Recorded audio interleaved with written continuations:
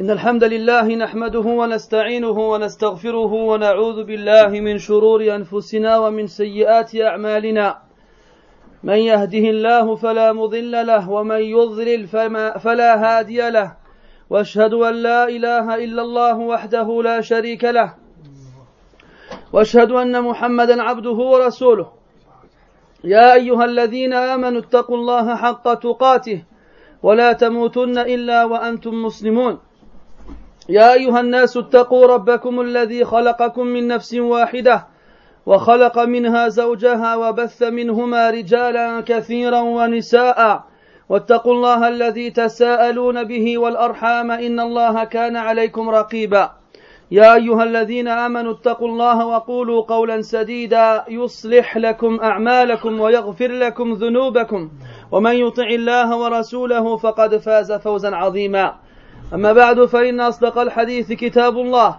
وخير الهدي هدي محمد صلى الله عليه وسلم وشر الأمور محدثاتها وكل محدثة بدعة وكل بدعة ضلالة وكل ضلالة في النار.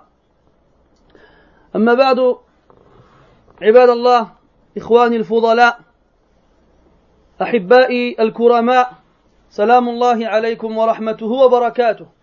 يسرني ويطيب لي ويملأني فرحا وطيبا أن أجلس بين أيديكم في هذا البيت المبارك الذي هو من بيوت الله سبحانه وتعالى لنعيش معكم في هذه اللحظات إن شاء الله لحظات إيمانية حيث نتدارس فيها شيئا من الآيات القرآنية والأحاديث النبوية وحتى لا ينسحب بساط الوقت تحت أقدامنا سريعا فالموضوع معروف لديكم وهو إطلاع يسير على شيء من علامات الساعة. وقبل أن ندخل في الموضوع لابد أن ننبه إخواننا المسلمين على أمر مهم لا نمل ولا نكل من تذكيره، وهو أن المسلم إذا شهد أن لا إله إلا الله أقر بأن الوحيد الذي يستحق العبادة هو الله سبحانه وتعالى، وأنكر كل من عبد من دون الله سبحانه وتعالى، وهو إذا شهد أن محمدا رسول الله صلى الله عليه وسلم أقر بأن محمدا ابن عبد الله الهاشمي القرشي عليه الصلاة والسلام هو رسول الله تبارك وتعالى إلى الثقلين، وهو آخر الرسل، وهو آخر من أنزل عليه كتاب من الله سبحانه وتعالى. وهو إذا أقر بذلك أقر بأمور أربعة: أطاعه فيما أمر، واجتنب ما نهى عنه وزجر، وصدقه فيما أخبر به، وعبد الله تعالى كما شرعه النبي صلى الله عليه وسلم. فالنبي صلى الله عليه وسلم في غير ما حديث أخبرنا بأمور عدة تقع بين يدي الساعة، وغير خاف على أحدكم أن الإيمان مبني على 6 أركان، ومن هذه الأركان أن يؤمن المسلم باليوم الآخر وكل ما يدور حول هذا الركن من الموت وما قبله من فتنة القبر وعذابه ونعيمه، ومن الحياة البرزخية، ومن الحشر، ومن غير ذلك من الأمور الغيبية. ويدخل في هذا أيضا علامات الساعة التي ذكرها الله تبارك وتعالى في كتابه الكريم أو على لسان رسوله صلى الله عليه وسلم. فواجب شرعا على كل مسلم أن يؤمن بها، وإن لم يتصورها في عقله. خلي عليك عقلك، خلي على جنب إيمانك مقدم على عقلك خاب وخسر من قدم عقله على النصوص فكما قال ابن تيمية رحمه الله إذا صح النقل شهد العقل إذا صح النقل إذا كان النص المروي صحيحا موافقا لشروط الصحة فالعقل السليم والفطرة السليمة توافق ذلكم النص فكل شيء قد تسمعونه ولا يقبله عقلكم فاتركوا عقولكم على جنب وقولوا أن المحكم هو النص وليس عقلي فعقلي محدود وناقص أما الله تبارك وتعالى فهو الكامل في أسمائه وصفاته سبحانه وتعالى وتأبى حكمته أن تخبر عباده بأشياء غير ممكنة فهو القادر على كل شيء سبحانه وتعالى. Mes frères, je suis heureux de me trouver ce soir parmi vous dans cette ville de, comment ça s'appelle déjà? Les Arcs, j'allais dire Mouy, Les Arcs. Je commence bien. Dans cette ville de Les Arcs avec vous mes frères Fillah que je suis venu visiter, que vous m'avez plutôt invité. D'ailleurs je vous remercie pour l'opinion que vous avez de moi. وأسأل الله ألا يؤاخذني بما يقولون وأن يجعلني خيرا مما يظنون وأن يغفر لي ما لا يعلمون. Donc, on se retrouve ce soir, mes frères, pour parler d'un sujet important, un sujet qui a un lien fort avec la croyance que chaque musulman doit avoir. Le sujet, comme vous avez pu le savoir, consiste à évoquer certains des signes qui auront lieu avant l'heure dernière.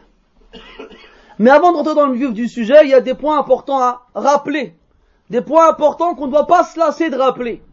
Le musulman est celui qui atteste qu'il n'y a de divinité digne d'être adorée qu'Allah subhanahu wa ta'ala. La seule divinité qui a le droit, qui mérite d'être adorée, c'est Allah subhanahu wa ta'ala. Quand tu dis ashhadu an la ilaha illallah, tu acceptes et tu reconnais que le seul à mériter l'adoration c'est Allah. Ce qui implique que tu renies tout ce qui est adoré en dehors d'Allah. Ça c'est ce qui veut dire ashhadu an la ilaha illallah. Et quand tu dis ashhadu anna Muhammad Rasulullah, j'atteste que Muhammad est son messager. Donc tu reconnais, tu acceptes et tu attestes que Muhammad ibn Abdullah al-Hashimi al-Qurashi est le dernier des messagers.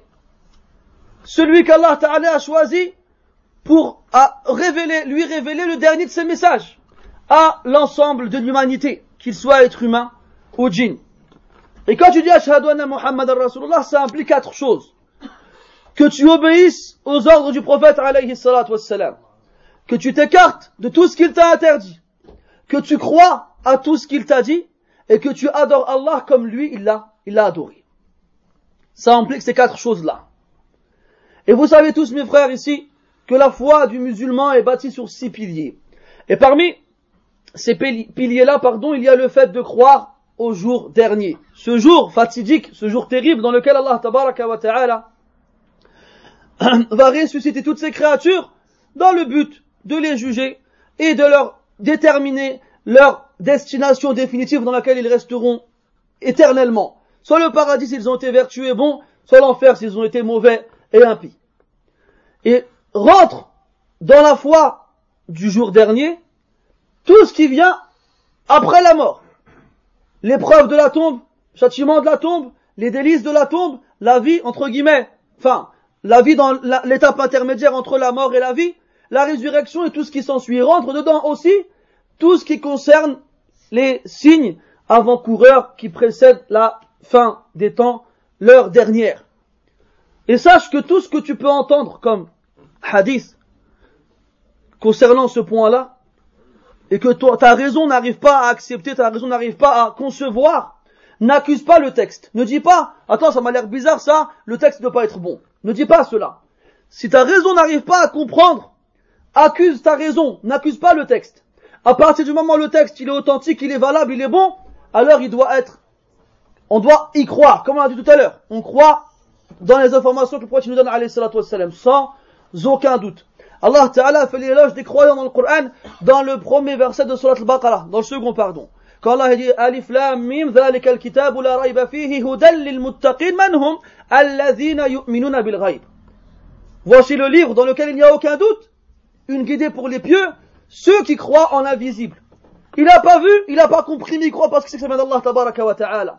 وَالرَّاسِخُونَ فِي الْعِلْمِ يَقُولُونَ آمَنَّا بِهِ كُلٌّ مِّنْ عِنْدِ رَبِّنَا. Ceux qui sont ancrés dans la science, ils disent, nous y croyons, tout provient de notre Seigneur. À partir du moment où ça vient d'Allah tabaraka wa ta'ala, ou de son messager alayhi salatu wassalam, fa'ala ar-ra'si wal-'ayn.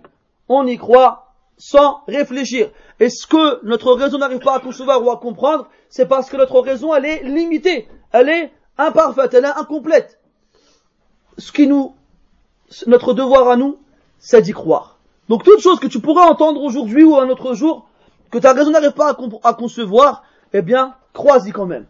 Et dis-toi que Allah Ta'ala est capable de faire ce qu'il veut. Et rien ne lui est impossible, et rien ne lui est difficile, et il n'a qu'à dire soit pour que la chose elle existe.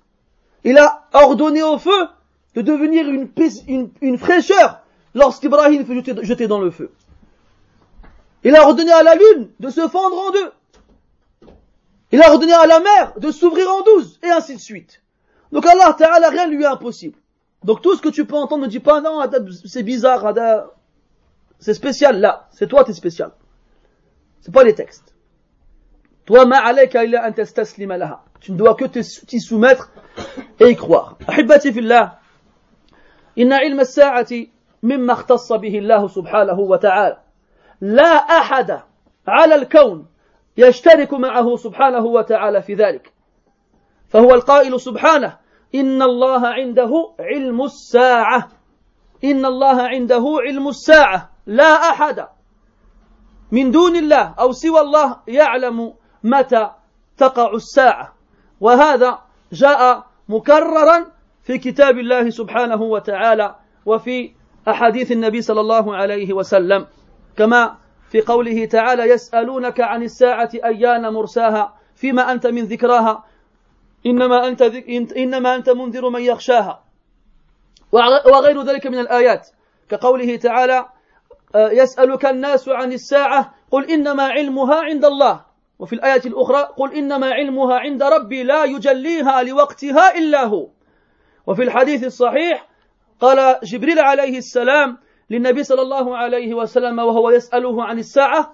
فقال صلى الله عليه وسلم ما المسؤول عنها بأعلم من السائل فالمسؤول هنالك إخواني هو خير البشر قاطبة محمد صلى الله عليه وسلم وهو خير الرسل وهو لا يعلم متى تقع الساعة ومن السائل هو جبريل عليه السلام خير الملائكة عليه السلام وهو أيضا لا يعلم متى تقع الساعة فكيف يعقل أن أحدا ممن هو دون هذين يعلمها مع أن الله تبارك وتعالى أخبر في غير من موضع من كتابه أنه الوحيد الذي اختص بعلم هذا الأمر. Les frères, sachez que la science de l'heure n'est connu qu'auprès d'Allah subhanahu wa ta'ala. Personne dans l'existence, personne dans la création ne s'associe à Allah ta'ala dans cela. Personne. Quel que soit son rang, quel que soit son grade, quelle que soit sa fonction, personne dans ceux qui existent ne connaît le jour où l'heure aura lieu. Allah dit dans le Coran, Inna Allah indahu ilmu sa'a. Certes, Allah a auprès de lui la science de l'heure. Il sait quand est-ce qu'elle aura lieu. Et personne d'autre parmi les créatures ne le sait. Dans le Coran, Allah il a dit, et les gens t'interrogent sur l'heure. Les gens t'interrogent sur l'heure. Les gens demandent au prophète quand est-ce que l'heure aura lieu. Dans de nombreux hadiths, on a des textes, des gens qui posent cette question-là. Allah il lui dit, Allah il dit au prophète dis, la science de l'heure est auprès d'Allah Ta'ala. Elle est auprès d'Allah Tabaraka wa Ta'ala. La yujalliha li waqtiha illa hu. Ne connaît son moment que lui. Ne connaît son moment que lui. Et Jibril alayhi salam a interrogé le prophète sallallahu alayhi wa sallam en lui demandant quand est-ce que l'heure aura lieu. Et le prophète lui a répondu alayhi salatu wassalam, l'interroger n'en sait pas plus que celui qui interroge. Donc ici, l'interrogé, c'est qui? C'est le prophète Mohammed sallallahu alayhi wa sallam, le meilleur des êtres humains. Et le meilleur des messagers et des prophètes. Et il ne sait pas quand est-ce que l'heure aura lieu. Et c'est qui lui demande? C'est Jibril alayhi salam. Le meilleur des anges. Et le meilleur des messagers parmi les anges. Et lui aussi, il ignore cela. Donc le meilleur des êtres humains et le meilleur des anges ignorent quand est-ce que l'heure aura lieu. Comment est-ce qu'on peut concevoir alors que quelqu'un qui est inférieur à eux, c'est-à-dire tout le monde, puisse prétendre connaître l'heure dernière? Vous avez vu, aujourd'hui, il nous parle du 21 décembre 2012. Ils ont même fait des films à la télé. C'est la fin du monde, c'est bientôt, ils ont dit. Ils ont même fait des films sur ça. Et le pire, c'est que بعض الناس ممن يدعي أنه عاقل وذكي وأنه صاحب ثقافة أنه يؤمن بهذا التلاعب إيمانا جازما ولا حول ولا قوة إلا بالله إن لله وإنا إليه راجعون على فقدان العقول. Il y a des gens qui prétendent être des gens sensés, des gens raisonnables, des gens intelligents, des gens cultivés, qui croient à ces bêtises. Qui croient en ces bêtises et qui se disent oui, le 21 décembre 2012, il y aura la fin du monde. Vous vous souvenez en 2000, l'an 2000, quand on a encore la Kismiso là, Paco Rabanne, quand lui a dit ce sera la fin du monde en l'an 2000, 12 ans plus tard, on est encore là. Donc, ilmu as-sa'ati inda Allah tabaraka wa ta'ala, et toute personne qui prétendra la connaître est un menteur qu'il ne faut pas croire, envers qui il ne faut pas croire. لكن أحبابي الكرام بعد أن تقرر عندنا أن علم الساعة عند الله تبارك وتعالى وحده لا شريك له في ذلك يجب علينا أن نعلم أن الله تعالى وضع لهذه الساعة أمارات وعلامات وأشراط فقال سبحانه هل ينظرون إلا الساعة أن تأتيهم بغتة فقد جاء أشراطها أشراط جمع شرط وهو العلامة فقد جاء أشراطها يعني علاماتها فهناك علامات لقرب الساعة ذكر الله تبارك وتعالى بعضها وهي الكبرى في كتابه الكريم وذكر النبي صلى الله عليه وسلم الكثير من ذلك في أحاديثه الصحيحة. وما الحكمة من أن يضع الله تبارك وتعالى لهذه الساعة علامات؟ لماذا؟ يخبرنا الله تبارك وتعالى أن هناك أحداث ووقائع تقع قبل الساعة بقليل توحي إلينا أن الساعة قريبة أن الساعة قريبة. من الحكم الواردة في ذلك أن يتنبه الناس عن رقدتهم وأن يستيقظوا من سباتهم فإن الناس نائمون فإذا ماتوا انتبهوا الناس يعيشون ويفرحون ويلعبون وهم عن الآخرة هم غافلون وينسون ما أوجب الله تبارك وتعالى عليهم ويقولون لا زال أمامنا الأيام والأشهر والسنوات الطويلة سوف نتوب إذا أتيح لنا ذلك. لكن يا حبيبي وما يدريك أليس الله تعالى يقول وما يدريك لعل الساعة تكون قريبا لعل الساعة تكون قريبا. أليس الله تعالى يقول اقترب للناس حسابهم وهم في غفلة معرضون وقال سبحانه اقتربت الساعة وانشق القمر فالساعة قريبة حتى قال النبي صلى الله عليه وسلم بعثت أنا والساعة كهاتين وضم السبابة إلى الوسطى فالأمر جد خطير والناس نائمون. ولقد صدق الذهبي رحمه الله حيث قال أما والله لو علم الأنام لما خلقوا لما غفلوا وناموا لقد خلقوا ليوم لو رأته عيون أبصارهم ساحوا وهاموا لقد خلقوا ليوم لو رأته عيون أبصارهم ساحوا وهاموا ممات ثم نشر ثم حشر وتوبيخ وأهوال عظام ليوم الحشر قد عملت أناس فصلوا من مخافته وصاموا ونحن إذا أمرنا أو نهينا كأهل الكهف أيقاظ نيام كأهل الكهف أيقاظ نيام فأنت تعيش وأنت تجري وأنت تعدو وأنت تذهب وترجع وتظن أنك يقظان بل إنك نائم في سبات عميق لأنك لا تدري تذهب وتنسى أن الساعة قريبة ولو كنت تفكر في هذا الأمر تفكيرا جيدا لما غفلت كما أنت غافل فالحكمة الأولى من وضع هذه العلامات أن ينتبه الناس وأن يستيقظوا وأن يفيقوا من رقدتهم ومن سباتهم ومن منامهم. الحكمة الثانية أن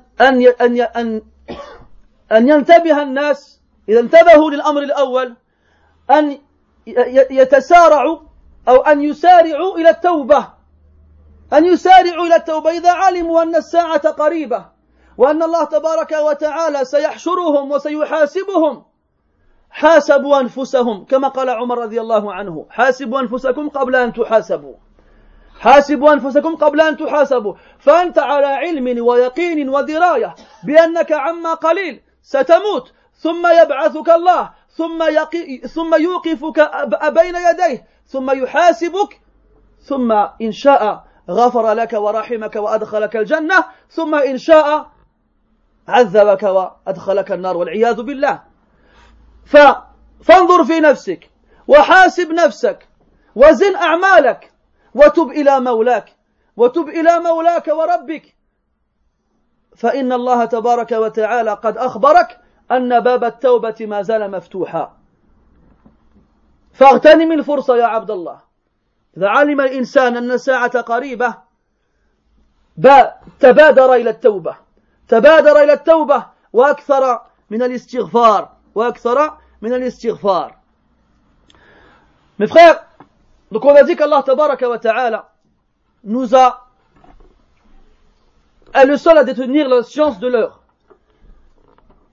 Cependant, Allah dans le Coran nous a informé qu'il y avait des signes avant-coureurs, des signes qui auront lieu avant l'heure dernière, cette heure qui est inconnue à toute la création. Allah dit dans le Coran, attend-il que l'heure les atteigne soudainement? Ces signes sont certes déjà apparus. Et le prophète a dit, alayhi salatu wassalam, j'ai été envoyé, moi et l'heure, comme ces deux-là. Et il a joint son index à son majeur.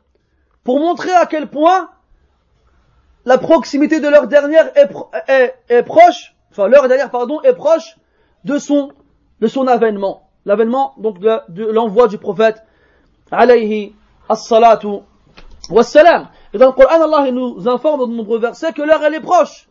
Il nous dit, subhanahu wa ta'ala, le jugement des gens se rapproche alors qu'ils sont insouciants et se détournent. Allah dit dans le Coran, l'heure s'approche et la lune s'est fendue. Cet épisode connu de tous les musulmans lorsque Allah Ta'ala a donné comme signe à son prophète et messager alayhi salatu wassalam pour son peuple, il a fait fondre la lune en deux. Donc les questions se posent. Si Allah Tabaraka wa Ta'ala a conservé auprès de lui la connaissance de l'heure, mais qu'il ait mis des signes avant-coureurs pour qu'on sache que l'heure elle arrive, elle est proche. Quelle est la sagesse dans cela? Quel est l'intérêt dans cela? L'intérêt premier, mes frères, c'est que les gens se réveillent de cette insouciance dans laquelle ils s'endorment et de laquelle ils ne se réveillent pas. Que les gens ouvrent les yeux, se rendent compte qu'ils s'amusent et qu'ils jouent et qu'ils vivent en pensant qu'ils ont encore devant eux de longues journées, de longues semaines et de longs moments, alors que l'heure elle peut arriver n'importe quand, elle est proche. Alors si les gens sont conscients que l'heure elle est proche et qu'elle arrive soudainement, si les gens ils sont conscients que comme toi tu fais un rêve et d'un coup tu te réveilles, eh bien tu vas être aux aguets, tu vas être attentif, tu vas faire Attention, Zahabi rahimahullah, il disait, par Allah, si les gens savaient pourquoi ils ont été créés, ils n'auraient pas été insouciants et n'auraient pas passé leur temps à dormir. Ils ont été créés pour une chose. Si les yeux de leur cœur le voyaient, ils auraient hurlé et auraient été soucieux. La mort, ensuite la résurrection, ensuite le rassemblement, ensuite des réprimandes et des tourments terribles. Pour le jour de la résurrection, il y a des gens qui ont œuvré. Ils ont prié, tellement ils ont peur de ce jour-là, et ils ont jeûné.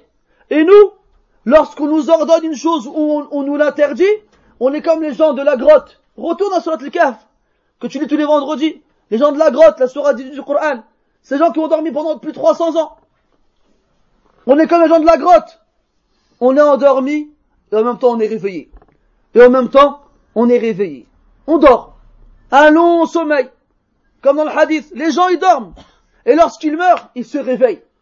Lorsqu'ils meurent, ils se réveillent. Donc toi, maintenant que tu sais qu'il y a des signes qui annoncent la venue de cette heure dernière, alors ouvre les yeux et réveille-toi. Et dis-toi, j'ai plus beaucoup de temps. Il faut que je ne perde pas le temps qui me reste. Et là, on arrive à la seconde des sagesses qu'il y a dans le fait de savoir que l'heure, elle est proche. C'est que l'être humain, le musulman, le croyant sincère qui a peur d'Allah tabaraka wa ta'ala, il se précipite au repentir. Il se précipite vers Allah ta'ala pour se repentir des péchés qu'il a fait. S'il sait qu'il ne lui reste pas beaucoup de temps, alors il va faire un bilan de lui-même. Il va se juger lui avant qu'on ne le juge. Comme il disait Omar ibn al-Khattab radiyallahu anhu, jugez-vous avant qu'on ne vous juge et pesez vos actions avant qu'on ne les pèse pour vous. Et pesez vos actions avant qu'on ne les pèse pour vous. Alors tu te prends tout seul, à part, et tu te dis, aujourd'hui j'ai 40 ans, j'ai 50 ans, j'ai 30 ans, j'ai 20 ans, qu'est-ce que j'ai fait durant tout ce moment-là? Combien de jours j'ai pas fait la prière à l'heure?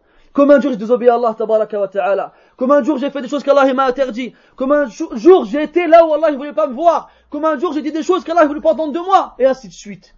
Comme كما ذكر عن أحد السلف أنه جاء يوم بين قوسين مولده وهو ابن 60 سنة فأخذ يعد عدد أيامه الذي عاشها فصرخ صرخة عظيمة وأغمي عليه فجاء الناس يحاولون أن يوقظوه فلما أفاق قيل له ما بك يا رجل لماذا هذا الصراخ فقال أعددت أيام حياتي فإذا بها تقارب 10,000 يوما فكيف فقلت في نفسي لو أن لي في كل هذه الأيام ذنبا واحدا حشرت يوم القيامة أمام الله ولدي 10,000 ذنبا فكيف بآلاف الذنوب في اليوم الواحد فكيف بآلاف الذنوب في اليوم الواحد ومن منا في هذا المجلس قادر على أن يقول أنا لم أعصي الله في اليوم مرة من Comme on rapporte cette histoire des pieux prédécesseurs, un homme qui a atteint le jour, entre guillemets, de son anniversaire, il avait 60 ans. Il s'est mis à compter le nombre de jours qu'il a vécu. Et en arrivant au résultat, il a poussé un énorme cri, et il s'est évanoui. Les gens, ils arrivent autour de lui, ils essayent de le réveiller. Et quand il reprend ses esprits, ils lui disent, mais qu'est-ce qui t'arrive? Pourquoi tu cries comme ça? Il a dit, j'ai compté le nombre de jours que j'ai vécu. Il y en a à peu près 10 000. Et je me suis dit dans ma tête, si j'ai fait un péché par jour, et qu'Allah il reprend mon âme maintenant, eh ben il me ressuscitera, et j'aurai 10 000 péchés devant lui. Qu'est-ce que je dois dire alors, si j'ai fait des milliers de péchés tous les jours? Et mes frères, billah alaykum, franchement, la question je la pose, mais chacun il se répond en lui-même, tout seul. Qui peut dire ici, j'ai pas désobéi une seule fois à Allah aujourd'hui? Qui peut dire ça aussi, ici? Combien de péchés on fait tous les jours? Alors, ces signes-là, ils sont là pour nous rappeler que l'heure, elle arrive, elle est proche. Et ils sont là pour te rappeler à toi, Rick, tu n'es pas immortel, tu vas forcément un jour ou l'autre mourir et disparaître. Même hatta, si tu vis jusqu'à la fin, quand l'heure dernière arrivera, tu mourras avec elle. Quand elle arrivera, je veux dire. Donc, tôt ou tard, tu mourras. Tôt ou tard, tu mourras. إن لم تمت بالسيف مت بغيره تعددت الأسباب والموت واحد. Si tu meurs pas par l'épée, tu mourras par autre chose. Les raisons sont diverses, mais la mort, elle est unique. أينما تكونوا يدرككم الموت ولو كنتم في بروج مشيدة. Où que vous soyez, la mort vous atteindra, même si vous vous réfugiez dans une tour barricadée. Où que vous soyez, la mort vous atteindra. Alors maintenant que tu sais, repens-toi Allah tabaraka wa ta'ala. Demande Allah, il te pardonne. Demande Allah, il t'améliore. Demande Allah, il te rende meilleur. Et essaye de plus le désobéir. Essaye de changer, de devenir différent. إذن يا أحبابي نشرع الآن بعد هذه المقدمة الطويلة شيئا ما في سرد شيء من هذه العلامات. العلامة الأولى من منكم يعرفها؟ أنا سمعت تشويش عن يميني الأخ أحسنت بارك الله فيك. بعثة النبي صلى الله عليه وسلم هي أول علامات الساعة. هي أول علامات الساعة، ويدل لذلك ما سبق ذكره من الحديث بعثت أنا والساعة كهاتين. فأول علامة من علامات الساعة بعثته صلى الله عليه وسلم. Donc, après avoir fait cette petite introduction, petite entre guillemets, on va évoquer certains des signes. بعجالة سريعة في ضيق الوقت. Et le premier de ces signes-là qu'on va citer, donc les arabophones, ils ont eu leur chance, on laisse la place maintenant aux francophones. Qui peut me dire parmi vous, quel est le premier signe de la fin des temps? Toi.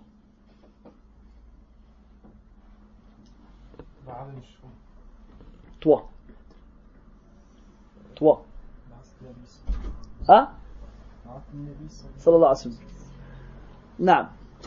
L'envoi du prophète alayhi salatu wassalam. Le premier des signes de la fin des temps, c'est l'envoi du prophète sallallahu alayhi wa sallam. Et indique cela le texte qu'on a cité précédemment. J'ai été envoyé avec l'heure comme ces deux-là. Et ça indique la proximité qu'il y a entre eux. Et ça indique le premier des signes et le dernier. Donc le premier des signes, c'est l'avènement du prophète sallallahu alayhi wa sallam. Ça fait combien de temps mes frères? 1433 ans en s'arrêtant à l'Hégire. À savoir qu'à l'Hégire, le prophète il avait 53 ans. Donc rajoute à 1433, 53 ans supplémentaires. Ça fait combien? 1469 ans. Donc ça arrive. C'est proche. C'est là. Et n'oublie pas, inna yawman 'inda rabbik ka'alfi sanatin mimma ta'uddun. Et un jour auprès de ton Seigneur est comme 1000 ans que vous comptez. طيب أحبابي هناك العديد من الأحاديث التي جاء فيها ذكر أشراط الساعة الصغرى، لأن العلماء يقسمون الأشراط إلى قسمين، الصغرى والكبرى. والكبرى معروفة غالبا عند الناس، وهي مذكورة في بعض آيات القرآن كقوله تعالى هل ينظرون إلا أن تأتيهم الملائكة أو يأتي ربك أو يأتي بعض آيات ربك يوم يأتي بعض آيات ربك لا ينفع نفسا إيمانها لم تكن آمنت من قبل أو كسبت في إيمانها خيرا الآية.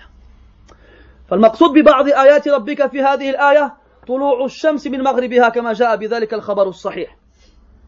وذكر الله تبارك وتعالى في كتابه في موضعين من كتابه يأجوج ومأجوج حتى إذا فتحت يأجوج ومأجوج وهم من كل حدب ينسلون. وذكر أمرهم في سورة الكهف. وذكر أيضا أمر الدابة فقال سبحانه فإذا وقع القول عليهم أخرجنا لهم دابة من الأرض تكلمهم أن الناس كانوا بآياتنا لا يوقنون. وذكر الدخان وهناك سورة اسمها الدخان إلى غير ذلك من الآيات الكبرى التي تعتبر من الأشراط الكبرى. وذكر النبي صلى الله عليه وسلم غير ذلك مما يصل عدده إلى 10، ولكن لا يسع من الوقت حتى نذكرها ونفصل فيها، فنكتفي بذكر بعض الأشراط الصغرى التي كثر ذكرها في الأحاديث النبوية مع العلم أن الإنسان المسلم يجب عليه أن يراعي صحة الأخبار التي يقرأها. فالأحاديث كما هو معلوم مقسم بين العلماء، مقسم عند العلماء بين صحيح وحسن وضعيف وغير ذلك من الموضوع والمرسل والمنقطع والمضطرب والمعضل وغير ذلك من الألفاظ المعروفة في مصطلح الحديث. فالمسلم الصادق يبقي في ذهنه قول النبي صلى الله عليه وسلم: من كذب علي فليتبوأ مقعده من النار. فاحذر أن تروي حديثا لم تتأكد في صحته. احذر أن تروي حديثا لم تتأكد في صحته. والكتب المصنفة في هذا والحمد لله كثيرة، وهي موجودة بين أيدينا والحمد لله، وعلى رأسها الصحيحين وعلى رأسها الصحيحان، صحيح الإمام البخاري وصحيح الإمام مسلم رحمة الله عليهما، وبعدها السنن الأربع، وبعدها المسانيد والصحاح وغير ذلك من الكتب المعتبرة المعتمدة في هذا. فلا تأخذ أي حديث سمعته هنا وهناك من فلان وعلان بدون أن تتأكد هل هو صحيح مقبول أو لا. واعلم أنك إذا نقلت ورويت حديثا ضعيفا فإنك أحد الكاذبين أو أحد الكاذبين على إحدى الروايتين. فقال صلى الله عليه وسلم: من حدث عني بحديث يرى أنه كذب فهو أحد الكاذبين أو هو أحد الكاذبين. فأنت من الكاذبين إذا حدثت بحديث ترى أنه كذب، فكيف تتأكد أنه كذب أو غير ذلك؟ فانظر في صحة النقل، فانظر في صحة النقل. Donc, les savants, mes frères, ont divisé les signes avant-coureurs de l'heure dernière en deux grandes catégories. Les signes avant-coureurs majeurs et les signes avant-coureurs mineurs. Les signes avant-coureurs majeurs ont été évoqués dans le Coran en partie, dans des endroits différents. Parmi ces signes-là, même si c'est dit indirectement, mais ça a été précisé par le prophète sallallahu alayhi wa sallam, le fait que le soleil se lève de son coucher, ou encore la sortie de Gog et Magog, ou encore la sortie de la bête, ou encore la fumée, et ainsi de suite. Et dans certains textes authentiques, le prophète sallallahu alayhi wa sallam reprend ces éléments-là et il rajoute d'autres signes qui atteignent le nombre de 10. Quant à l'ordre entre ces différents signes, il y a divergence chez les savants à leur sujet. Lakin, nous, aujourd'hui, on va se contenter de citer quelques signes mineurs. Quelques signes mineurs. Des signes, il faut vous mettre en tête que le prophète sallallahu alayhi wa sallam les a cités, donc il y a ça plus de 14 siècles, et qu'on voit aujourd'hui avec nos yeux, et que les musulmans avant de ça quelques années ne les ont pas vus. Donc nous sommes les acteurs de la véracité de la prophétie de Muhammad sallallahu alayhi wa sallam. On voit avec nos yeux la réalisation de ces choses qu'il a prédit selon la révélation qu'Allah Ta'ala lui a faite. C'est quelque chose d'énorme, mais malheureusement on ne fait pas attention à cela. Dites-vous que beaucoup de choses qu'on voit aujourd'hui avec nos yeux, il y a peut-être de ça 50 ans, peut-être de ça 100 ans, les gens ne s'imaginaient même pas qu'elles auront lieu bien prochainement. Et nous on est là, on les voit tous les jours, ça nous fait ni chaud ni froid, ça ne nous fait rien. Maintenant sache que concernant les signes mineurs de la avant-coureurs de l'heure dernière, il y a énormément de hadiths qui sont cités à ce sujet-là. Et ces hadiths-là sont soit authentiques, soit acceptables, soit faibles, soit inventés, soit autres.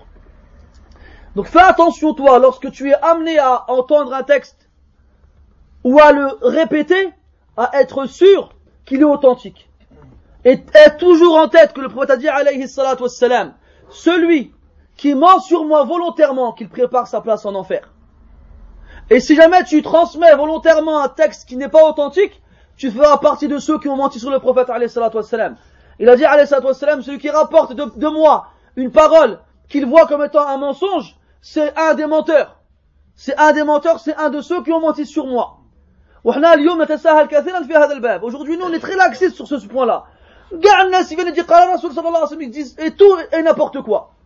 ils disent tout et n'importe quoi. قال دار في باله يذكرونه. قال النبي صلى الله عليه وسلم, après tu dis n'importe quoi.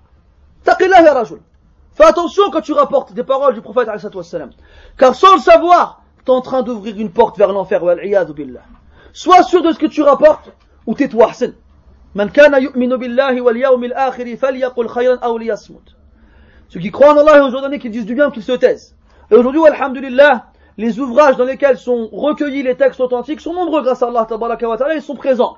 Ils sont traduits en français, en anglais, en ce que tu veux. Et on a en tête de liste les deux recueils authentiques de Bukhari et de Muslim, rahmatullahi alayhim. On a les traditions prophétiques des 4 grands imams et les autres ouvrages qui sont connus dans cela, dans lesquels les savants ont fait des efforts pour réunir les textes qu'ils ont considérés comme étant authentiques.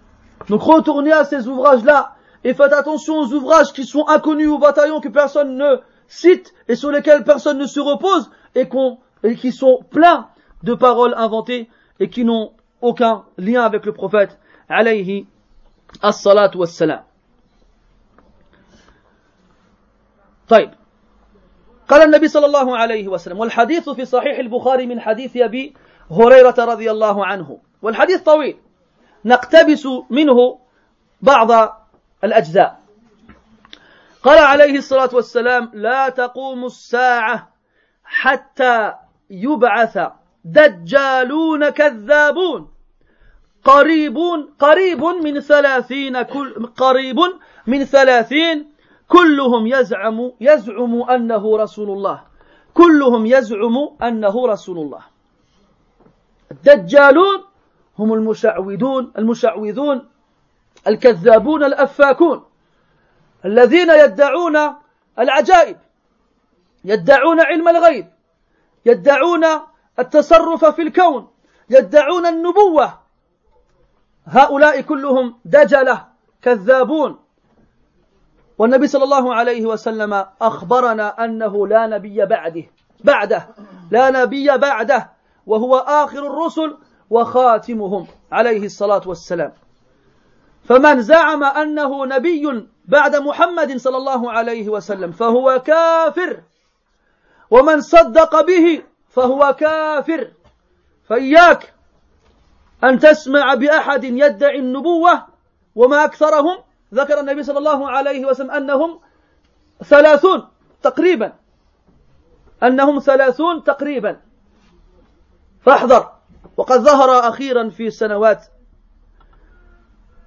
الأخيرة رجل اسمه أحمد يدعي أنه نبي وليس الأول, وهذا رغم هذا الادعاء الكاذب الذي لا يرتاب فيه المسلم طرفة عين قد نجح في إغواء بعض الناس من سفهاء الأحلام وحدثاء الأسنان, فقد اجتمع حوله من يؤمن به ويثق به أنه نبي من الأنبياء والعياذ بالله. بل أشد من ذلك, يعتقدون أن بقية المسلمين إذا لم يعترفوا بنبوة هذا الرجل فهم كفار, فعندهم كلنا كفار لأننا لم نعترف بنبوة هذا الرجل عليه من الله ما يستحق. وقد زعم النبوة أو ادعى النبوة رجل والنبي ما زال حيا عليه الصلاة والسلام اسمه مسيلمة, وكان من اليمن, وبعث رسالة إلى النبي صلى الله عليه وسلم يقول في مطلعها من مسيلمة رسول الله إلى محمد رسول الله. فرد عليه النبي صلى الله عليه وسلم قائلا من محمد رسول الله إلى مسيلمة الكذاب, وبذلك سمي ولقب بعد ذلك. وهذا الرجل يدعي أن هناك قرآن يوحى إليه, وأن لديه صور كما هناك صور في القرآن, ومن صوره سورة اسمها الفيل, وقد ذكرها ابن كثير رحمه الله تعالى في كتابه الماتع البداية والنهاية. يقول في هذه السورة الفيل ما الفيل وما أدراك ما الفيل له ذيل قصير وخرطوم طويل, حتى كان الناس يستهزئون به ويسخرون منه ويقولون هذا يشبه ما يتغنى به الصبيان وهم يلعبون. فالمهم هذا الرجل كان دجالا ادعى النبوة وقتل بفضل الله سبحانه وتعالى، وليس الوحيد، وهناك العديد ممن ادعى النبوة بعد ذلك، ولم نزل نرى بأعيننا ونسمع بأذننا أناسا يدعون النبوة، فاحذروا. وهذا كونه يقع بين أيدينا يدل على قرب الساعة. Premièrement, mes chers frères, le prophète alayhi salatu wassalam, l'heure ne se dressera pas tant que des imposteurs, menteurs, qui avoisinent les 30, seront envoyés, se présenteront aux gens. Chacun d'entre eux prétendra être un prophète. Chacun d'entre eux prétendra être un prophète. Et ce signe-là, le premier à avoir prétendu la prophétie est un homme qui se prénomme Musaylama. Et il était vivant pendant que le prophète sallallahu alayhi wa sallam était encore vivant. Et il a écrit une lettre au prophète alayhi wa sallam dans laquelle il dit en tête de la lettre de Musaylama, le messager d'Allah, à Muhammad, le messager d'Allah. Alors le prophète sallallahu alayhi wa sallam lui a répondu de Muhammad, le messager d'Allah, à Musaylama, le menteur. Et c'est ainsi qu'il fut appelé par la suite Musaylama, le menteur. Et ce Musaylama prétendait, en plus d'être un prophète, qu'un Coran lui a aussi été révélé. Et prétendait aussi avoir des sourates comme on en a dans le Coran. Mais quand tu lis les sourates qu'il y a dans son Coran à lui, ça ressemble plus à des chansons que les enfants ils chantent quand ils jouent dehors, qu'à du Coran.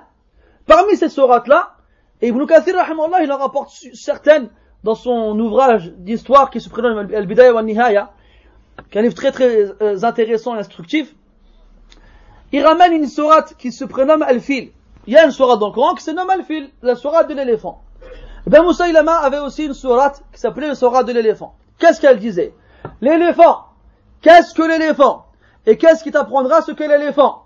Il a une petite queue et une longue trompe. C'est tout. Il a une petite queue et une longue trompe. Et les gens ils se moquaient de lui. Et pour vous c'est un débile celui-là. Et pourtant il a quand même réussi à convaincre des gens. Et des gens ils l'ont suivi, des gens ils l'ont cru, des gens sont combattus à ses côtés. Donc ne vous étonnez pas. Hatta qila man takallama sumi'a lahu wa man kataba quri'a lahu wa man qama julisa lahu. لا تكاد تجد أحدا يدعي شيئا إلا وله أتباع في ذلك. On dit, il n'y a pas une personne qui parle sans qu'il trouve quelqu'un pour l'écouter. Ou quelqu'un qui écrit sans qu'il trouve quelqu'un pour le lire. Ou quelqu'un qui se lève sans que quelqu'un s'assiera devant lui. Quelle que soit la bêtise de ce qui peut sortir de sa bouche, il y aura toujours des gens qui le suivront dans cela. Donc des imposteurs, des menteurs qui prétendront la prophétie. Et il y en a un dernièrement, quand j'étais dernièrement dans les années bien sûr précédentes, qui se prénomme Ahmed. Hein? نعم؟ ما سمعتش. أيوة il se prénomme Ahmed هذا. Et si je ne me trompe pas, هذا يحتاج إلى تأكيد على حسب ما يحضر لي الآن. Il était d'origine yéménite. Et il a essayé de faire croire aux gens du Yémen que c'était un prophète. Ils l'ont chassé. C'est bon, je vais pas nous le faire un. Parce que Musaylama al-Ansi et d'autres étaient du Yémen. Alors ça c'est barak alina. On a déjà donné pour avant. Ils l'ont chassé. Il s'est réfugié dans la région de l'Inde, du Pakistan. Et là-bas, il a trouvé des gens qui l'ont cru. Ça c'est mazal hatta al-an mawjoud. Hada je crois il est mort. Walakin si je dis pas de bêtises, atba'uhu mazal mawjoudin. Il y a des gens qui prétendent être musulmans. On les appelle al-Ahmadiyya. Ils s'appellent al-Ahmadiyya et ils prétendent que leur Ahmad hada est un prophète. C'est un prophète et qui prétend être musulman. Et pour eux, si jamais on ne croit pas en leur prophète, on est des koufars. Donc nous tous, pour eux, on est des koufars. On est tous des koufars wal iyadhu billah. Alors que, comme on a dit tout à l'heure, celui qui prétend la prophétie, c'est un kafir. Et celui qui croit à celui qui prétend la prophétie, c'est un kafir. Donc regardez, quand il a dit alayhi salam, adaduhum qaribun min as-salasin. Leur nombre, il avoisine les 30. Et si on regarde dans l'histoire, le nombre de personnes qui ont prétendu à la prophétie, eh ben, on se rend compte qu'ils avoisinent les 30. Donc on a, une fois de plus, on est les acteurs de la réalisation de cette prophétie, dans laquelle on nous informe qu'il y a des gens, des imposteurs, des menteurs qui prétendront la prophétie, et nous on en voit aujourd'hui avec nos yeux et on les entend avec nos oreilles.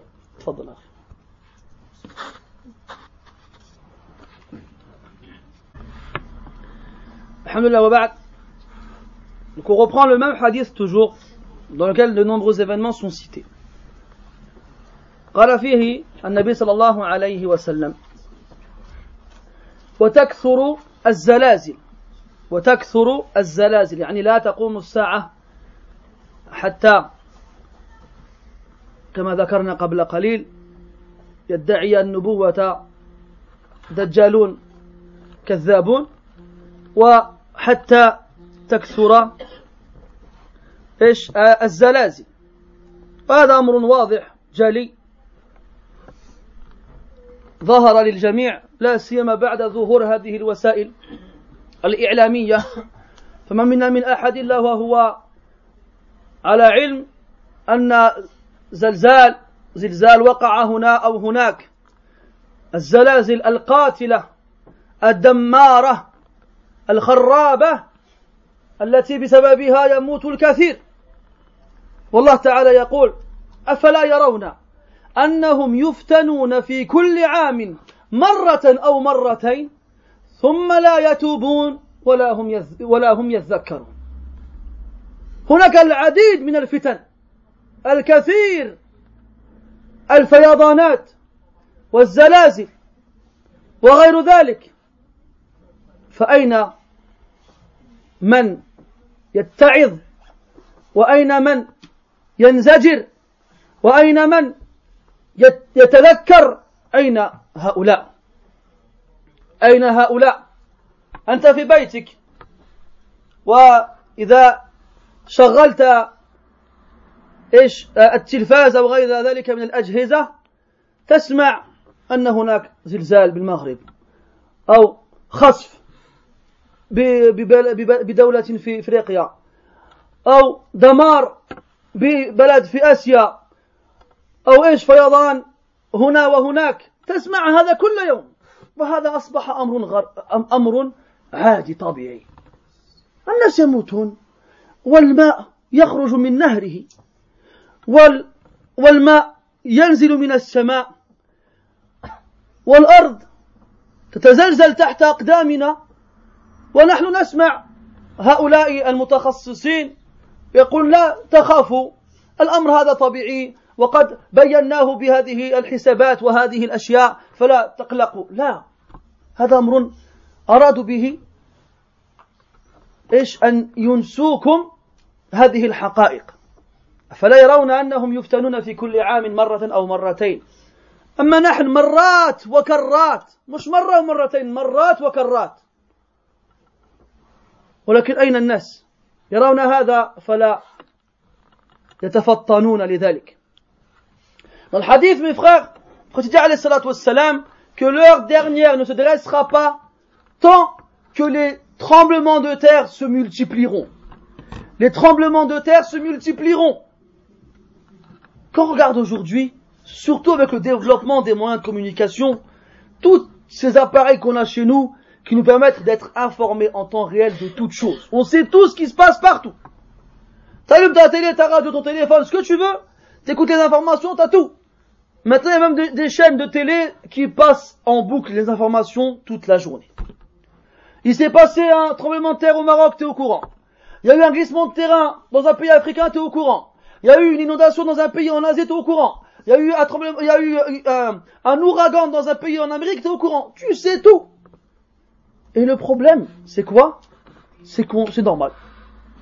C'est-à-dire qu'ils ont réussi à nous faire accepter ces événements comme étant des catastrophes naturelles, comme ils les appellent. N'oublions pas que ce sont ces gens-là qui ont remplacé Dieu par la nature.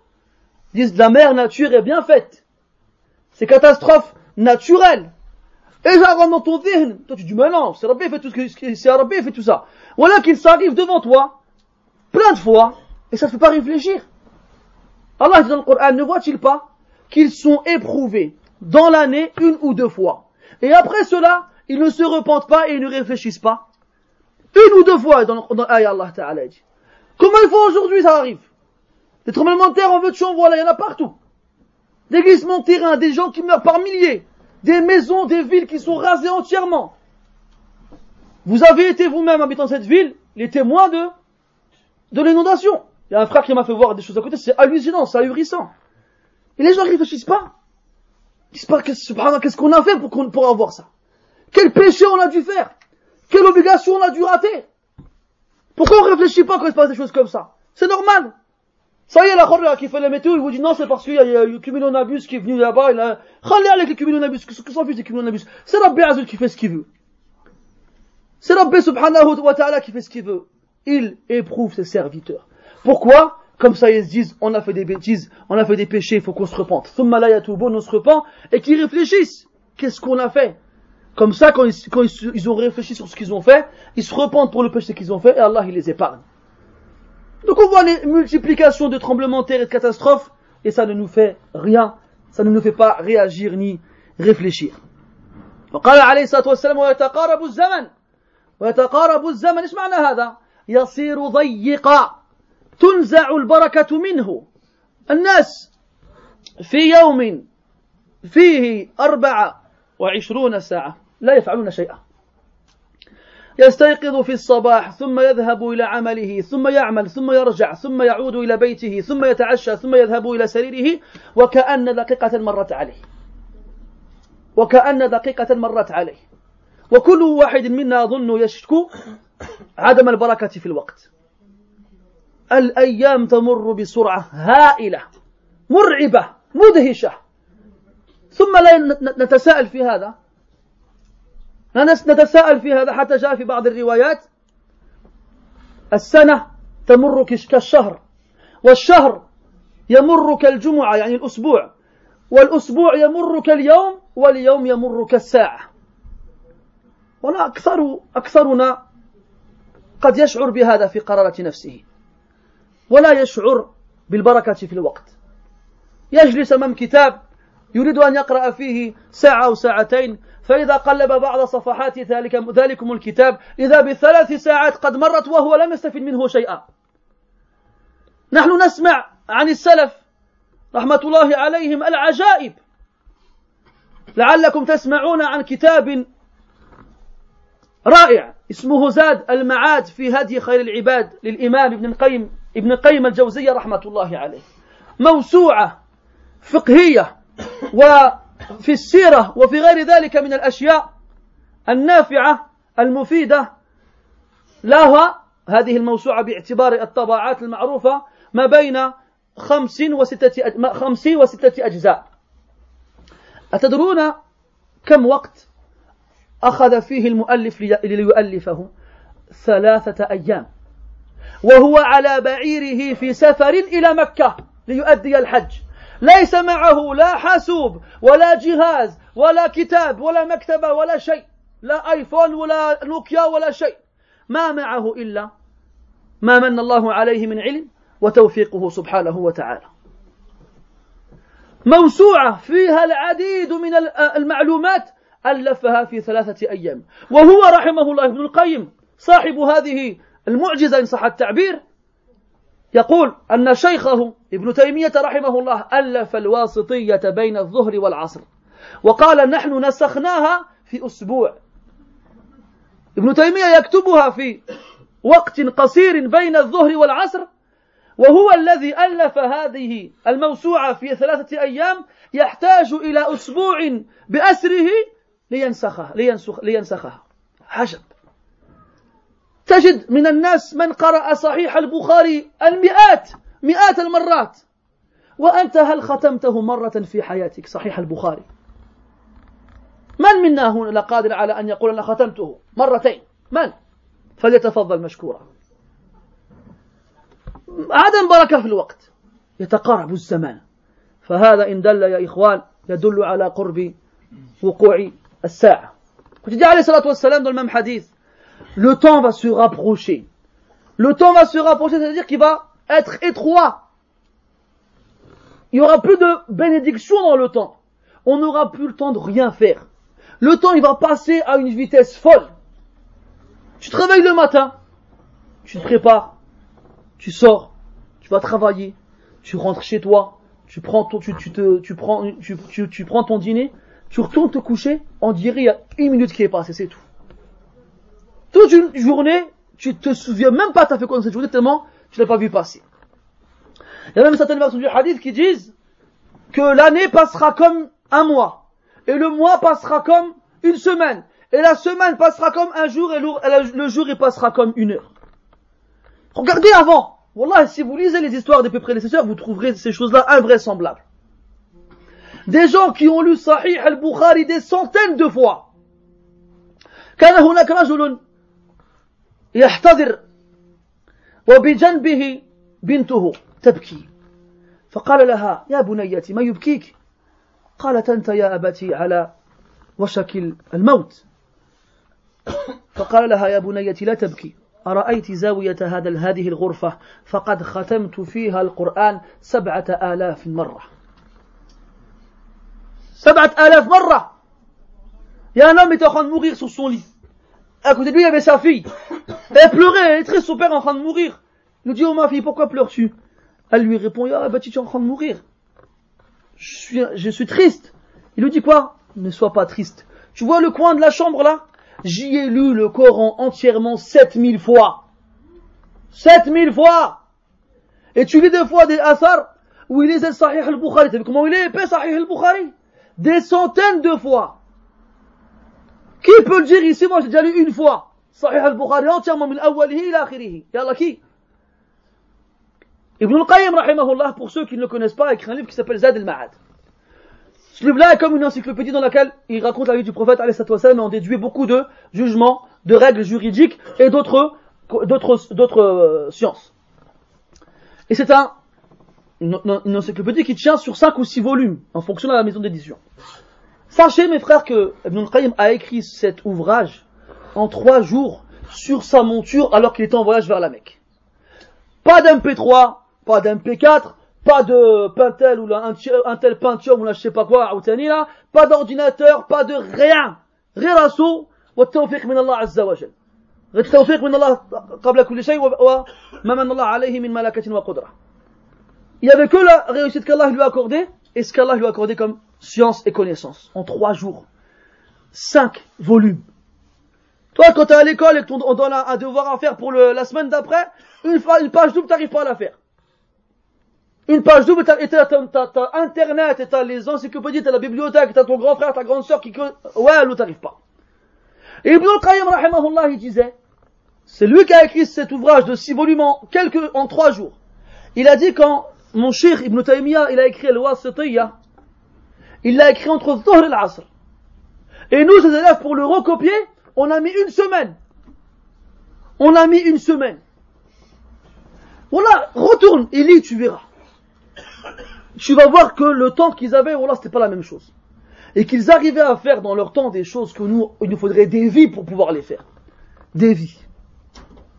Donc s'il y a bien une chose qu'on vit encore aussi aujourd'hui, c'est qu'on n'a pas de baraka, de bénédiction dans le temps. Qu'on n'arrive à rien faire dedans. Le temps il passe à une vitesse folle. Et ceci, mes frères, indique bien l'arrivée très prochaine de l'heure dernière. وقال عليه الصلاة والسلام حتى يتطاول الناس في البنيان حتى يتطاول الناس في البنيان هذا أمر واقع لا يحتاج إلى تعليق من مثله.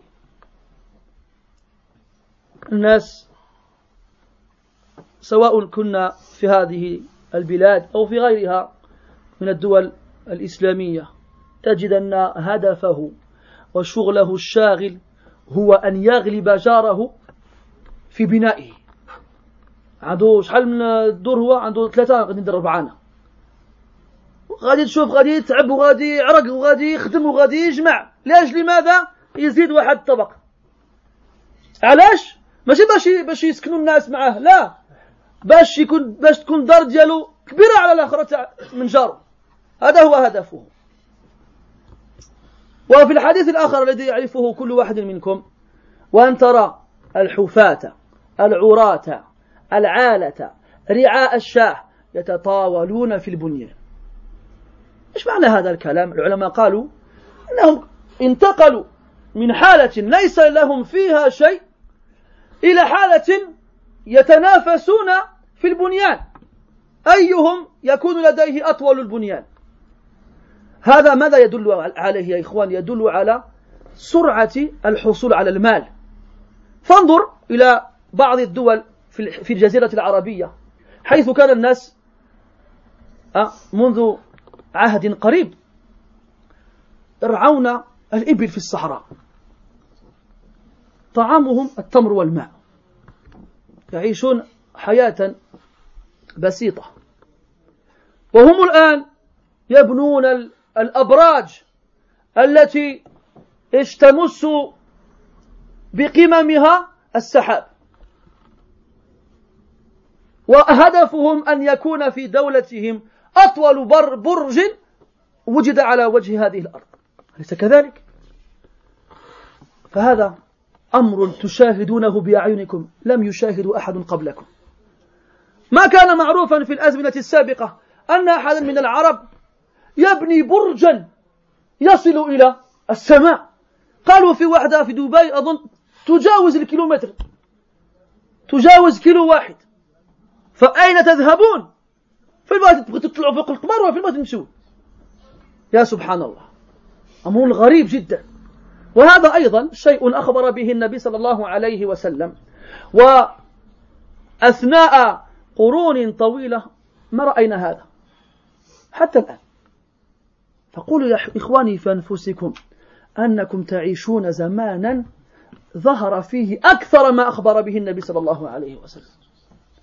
هذا مرعب، هذا يخوف إن كان في الصدر قلب وإن كان في القلب إيمان. Autre chose, mes frères, c'est lorsque les gens concurrenceront dans la construction des édifices. Les gens se livreront concurrence. Lequel d'entre eux aura la tour la plus grande? On va rester à notre niveau. Quand on connaît des gens, nous, qui font tout ce qu'ils peuvent ici, ils retroussent leurs manches, ils travaillent jour et nuit, ils font des heures supplémentaires, ils mettent de l'argent de côté. Pourquoi? Pour construire une maison au bled plus grande que celle de son voisin. Il l'observe, il sort son mètre de loin, regarde comme ça, ah, il y a un centimètre en plus, je vais rajouter un étage. Oulala, il a un palace, tu vas te dire, bon, Obama va faire vivre des gens avec lui, là, il y vit tout seul. C'est quoi son but à lui? C'est d'avoir une maison plus grande que celle de son voisin. باش ما يقولوش الناس شوف جارك عندك دار كبيرة عليك على دار جارك.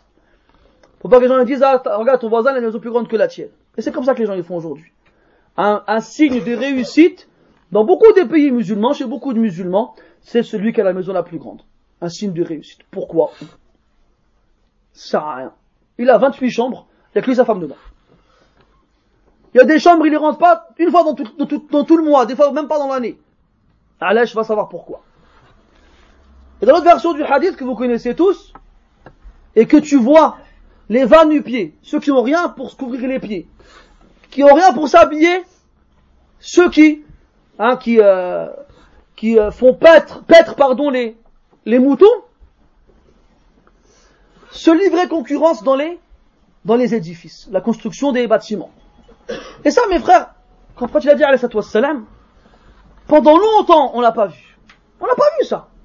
Regardez dans l'histoire des Arabes, des musulmans, quelle que soit leur origine, et cherchez-vous une époque où les gens ils ont construit des tours immenses. Vous ne trouverez pas ça. Aujourd'hui, bon, on le voit. Ça y est, là, on le voit avec nos yeux. Les savants nous ont dit que ce hadith-là, il indique quoi? Il indique que les gens vont passer d'un état à un autre à une vitesse folle. Ils vont passer d'une pauvreté absolue à une richesse absolue.